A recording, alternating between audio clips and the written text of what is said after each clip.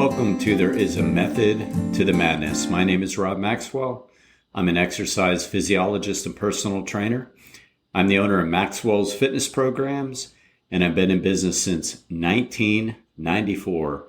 That is 30 years this year. The purpose of this podcast is to tell you the truth, to get to the real deal, what really works, and most importantly, why things work or why they may not work. Hence the name Method to the Madness. Let me first thank our sponsors, Jonathan and Lynn Gilden of the Gilden Group at Realty Pros. They're committed to providing the highest level of customer service in home sales, and they have the reviews and the sales to back that up. So let's get to today's topic. It is Friday for me. Not sure when you're listening. And, as I've said before, oftentimes I will pick up on things as I think about them through the week, as I'm training my many clients and things that come up. And I think, this is something I have the motivation to speak on. So again, it's going to kind of be in the old motivational or exercise and sports psychology realm, because that is so important. As I say often, it really doesn't matter all the X's and O's, so to say, if we're not motivated to actually do it. So really, the issue is, how do we get people to put their best foot forward, to care enough to give their most effort? And sometimes that's getting to the gym, and then other times that's, once we're there, how do we put our best effort in? So that's really the most important part. I promise you that as a person who has a degree in psychology and a master's degree in exercise physiology, I don't know how many times I've said I use my experience and degree from psychology far more than the ex-phys. Far more important. All right. So the topic of today's podcast is, when do you lean in and when do you lean out? So again, getting back to putting our best foot forward. I notice when people are training, and it doesn't matter like the level of competency per se, like the eliteness of a trainee or athlete, or what, like that doesn't matter. Like, I think oftentimes people make the misconception that the more elite somebody is, so the more fit they are if we're talking fitness, or the more athletic they are if we're talking sports, they kind of get like the reputation that also means they're the hardest workers. And that's just not always true. I mean, I think for the most part, it's irrelevant. Like, there's no bearing on it. Like, I think for the most part, there's some elite athletes and elite trainees that have a super strong work ethic. And then there are some that have a very weak work ethic, I should say. And then like there are novices to working out, people who are just starting to work out, or people who have been deconditioned for many years that start working out. So not only are they novices, but they're also just not in the greatest of shape. And they will have like an elite level of work ethic. And, somebody new back to the gym, regardless of their fitness level, might have an elite level work ethic. So oftentimes we just make this false assumption that the one that's already doing better also has the greater work ethic. And that's just not always true. I mean, sometimes there are people that they should just thank their lucky stars that they have great genetics, because their work ethic is not there. So what I'm talking about today with work ethic is your ability to withstand being uncomfortable. Now, I don't want to use the word pain because that gets misquoted. Like for years, we used to say no pain, no gain, right? I mean, for years, like 50 years ago. And then it got in vogue to say, well, we don't say that because we don't mean pain. So people get confused. The deal on that is no, we shouldn't work through injury or joint pain. So that's absolutely true when we go against the no pain, no gain model, right? We don't work through injury. A good trainer and also a good trainee, because it's not just on the trainer. Trainees need to really let on to what's going on in their body. Are they having pain in a joint, or are they talking muscle burn or soreness? Like, the trainer can only go by what you're saying. But like, if it's muscle burn, that's a good thing. That's the pain that we really do want. We want the burn in the muscles. I talked about that last time, is if it's burning, it's working. So we want that. So that is uncomfortable.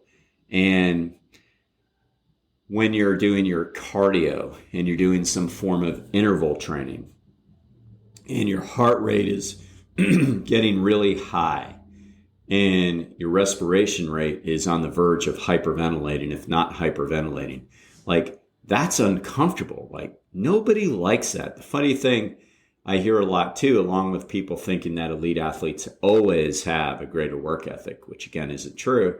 It's also that people that are out there that do it a lot, whether they're great at it or not, but they do it a lot, get the reputation for, oh, it just doesn't bother you. Like, we're different. For you do a lot of 5Ks, so it must not bother you. It's like, what are you talking about? Like, I feel that hyperventilation, increased heart rate, and then where my muscles are just shutting down because of the lactic acid muscle burn just as much as anybody else. It's not that they don't feel it. It's that they've learned to tolerate it. They've learned that working through this is for my benefit. So in any form of betterment, whether we're talking about physical, like I am here, mental, like, it can hurt to study, right? I mean, literally, I can remember when I was in college, like, I had a really strong study habit. I just did, probably because I didn't do very well in high school. So I doubted myself quite a bit. So when I got to college, I'm like, I don't know what's up with that, but I do know I'm going to study as much as I can. And I ended up graduating magna cum laude, very high, not bragging on myself here, but just bragging on my work ethic. Like, I would go to the library at UCF and DSC prior to that, when it was DBCC, immediately after class and put in my work long before it was cram time. And that would hurt. Like, I'd be uncomfortable. Like, I'd be reading an hour and I'd be dozing off and have to wake myself up. And, you probably think I'm crazy, but smack a book on my forehead. Like, whatever it took to wake myself up, I would do it. I mean, that hurts, right? I mean, we'd rather be taking a nap. We'd rather be, I don't know, doing whatever, laying at the beach, right? So that takes effort. And then on the other side of wellness, if you're trying to improve your spiritual life too, I mean, that takes effort too, right? I mean, I know some people think it doesn't, but I think they have that all wrong. Like, things aren't just going to magically happen if you're not giving it any effort. Like, if you want to improve your contact with a higher power, whatever you want to call it, I mean, it is going to take effort on your part. You're going to have to sacrifice, going to have to give some things up. You're going to have to take time to do it. Any relationship takes time and effort, right? So none of these things happen without sacrifice. So getting back to what I'm expert at with the physical part is, do you want to lean in or do you want to lean out? Now, you want to lean out. I get it. When it starts to burn at the gym, you want to lean out. I get it. And how do people lean out? Well, they pause, they take a break. And, often we encourage them. We'll give them a 5-second countdown to get right back at it. Because I get it. We get it. Nobody's chastising you for doing it. We've all done it. We're just trying to encourage you to work through it because it is so good for you. And I think if you knew how good for you it was, you would push through it to the best of your abilities. I mean, everybody has a breaking point. But do you want to lean into it? Another way is we might compromise our form. We might start to shorten the range of motion or speed things up to get it over with. Like, Those are ways we lean out, or we might just say, oh, that's enough and quit. That's leaning out. That's just getting away from what you're really trying to achieve, because I think you falsely think it's about the numbers. Like, well, I got the number. Now, as trainers set numbers because we're setting goals for something to shoot for. But as I've said countless times, the numbers aren't nearly as important as your form, your feel, and what's going on inside, right? So the people who really, really maximize their exercise efforts, whether it be in the gym or on the trail, like doing your cardio, lean in to the pain. They lean in to the burn. Now, thankfully, I've learned that, and I can say I'm good at that. So like, I was working out this morning, and I would say, you know, that I'm only going to start counting once that burn comes on me. And then my goal is to say, how long can I hold it? So I remember consciously doing this on the chest press machine. And I think I got to like rep 12 or 13. And at that point, I started to feel that lactic acid start to burn. I said, all right, how far can I now go? And I think I did 6 more reps, something like that. Because once it comes on, it's not like you got 10 more. It shouldn't. There's something's wrong with that. So, you know, how far can I go? Why? Well, because we really do want to hit or get close to muscular failure. We really do want to push that hormonal system and get as much lactic acid in there as possible so our body gets better at dealing with it. Like, we get more fit. The more we can push ourselves, the more fit we're going to get. So we try to hold it as long as we can. I don't want to say like it's kind of punishing yourself, because that sounds a little sadistic, but in a way it's like true, but it's not at the point where you're doing any damage. Like, that's the thing. Of course not. Like, no, that's not how we get hurt in a gym. We get hurt in a gym usually getting way too focused on numbers, just seeing somebody else do something and say, well, I want to beat them by 1. And then you end up doing something stupid and hurting yourself. Like, we typically hurt ourselves from momentum and doing things wrong, not really from getting closer to failure, or really even from lifting heavy. Like, you know, no, it's just not really how we get hurt. We usually get hurt when we're being too extrinsic. We're worried about numbers. So I encourage you to like lean in. Like, that's what we want. You know, Lance Armstrong won 7 consecutive Tour de France's. And, you know, no, I'm not a huge fan of him as a person. Like, I know that he did some things wrong, as they all did. I will also qualify that. Everyone in that Tour generation was doping like he was. Everyone. Okay. So he didn't win because he was doping. They all doped. He won, and that's where this fits into the story, because he had the capacity to suffer more than the rest. And he used to say that all the time after the tours and before the wheels fell off the bus. And you know, as the world typically does, they brought him from the savior to the GOAT in a heartbeat, although they're the people that put him up on the pedestal to begin with. He was just a bicycle racer. So he talked about his ability to suffer was greater than his opponents because he knew that, you know, and who knows, it might have had something to do with going through chemotherapy prior to that. And he just like knew what true suffering was all about. I don't know. Like, but I do know that he pushed himself harder than anybody pushed themselves. And he knew that. He knew it. He would say, if I go super hard up this mountain, up this Pyrenees, if I go hard to the point where I can barely hold on, then I know how they feel too. And I'm going to just keep pushing until they break. He had the capacity. So he didn't try to figure out if they were hurting. He already knew they were if he was. So his mindset was, I'll just make myself hurt as much as I can take, and eventually they will quit. And essentially he was right. I mean, he was not built as a great mountain climber, so to say. Like, that wasn't his style if he followed bicycle racing. But he became so good at it that people were like, oh my goodness, he can now climb like the 120-pound climbers can.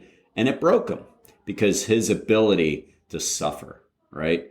So do we have to go to Lance Armstrong levels? Probably not. I mean, he made millions of dollars off of winning the Tour de France and tons of sponsorship. And he, won one of the greatest athletic events 7 times in the world. So no, I don't think I would ever expect myself or anybody else to kind of have that in them, so to say, but we can learn that if we really lean into the burn and the pain, not muscle joint pain, not stupid stuff. I'm talking about like on intervals. Like if we're out there pushing ourselves on a hard bike ride or a hard run or a swim and we feel spent, if we can say, okay, how long can I hold this? I think with Schwarzenegger, one of them used to just say, well, I can hold it for one more and then one more and then one more.